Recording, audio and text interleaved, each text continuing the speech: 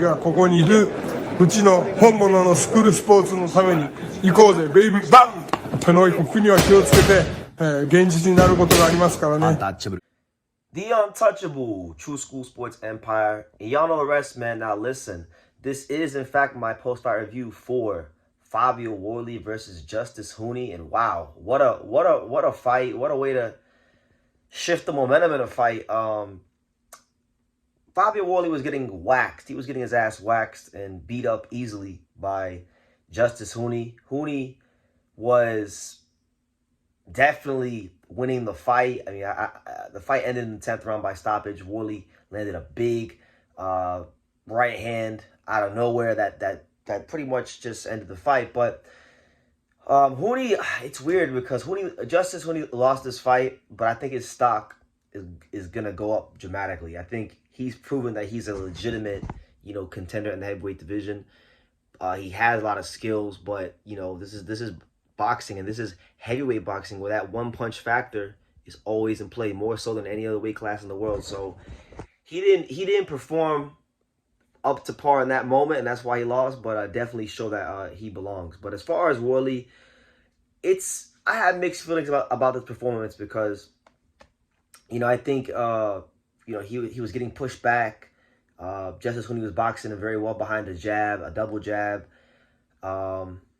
So I have mixed feelings about it. On one hand, I feel like, okay, this was a slight step up in class from what you've been fighting. Because when you look at Wardley's,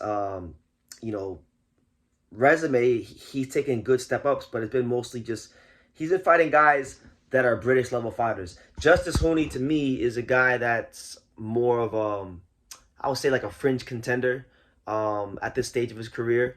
And against a fringe contender, you were losing the fight. You were definitely losing the fight, and when you were losing the fight quite wide. So I think there are some questions there for Wardley. But listen, at the end of the day, boxing is a results-based business, and he showed that, and he knew he would know how to get the result done, even when the chips are down. And that's what the really good fighters do. So yeah, I mean, personally, I thought the count was a little bit quick for my liking. I thought Justis Huni got to his feet just fine, and they're in the UK, so they're gonna count a little faster. But I wouldn't mind seeing a rematch, to be honest with you. I think, truth be told, for two reasons. Number one, Wardley was getting beat pretty soundly in the fight, and if he is to continue fighting, Wardley, I think he's gonna have to fight somebody of a higher caliber than Justis Huni. So that's number one.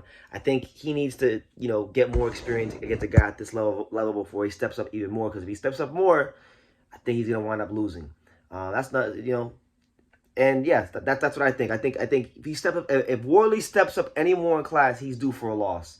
And I think Justis Huni was, very much in the fight, and I think it's a fight that people would want to see again. If not that, you have this fight was supposed to be originally for Wardley and Jarrell Miller.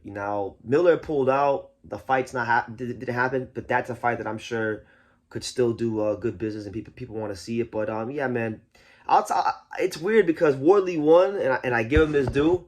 But I was really impressed with Justis Huni. Justis Huni is a fighter that I've known about. I've watched him fight here and there, but I haven't been paying much attention to him. This is probably the first time I'm even talking about him ever on video, and I was really impressed with what I saw. I just think he kind of telegraphed his shot in that one moment, and his punch selection did get a little bit repetitive.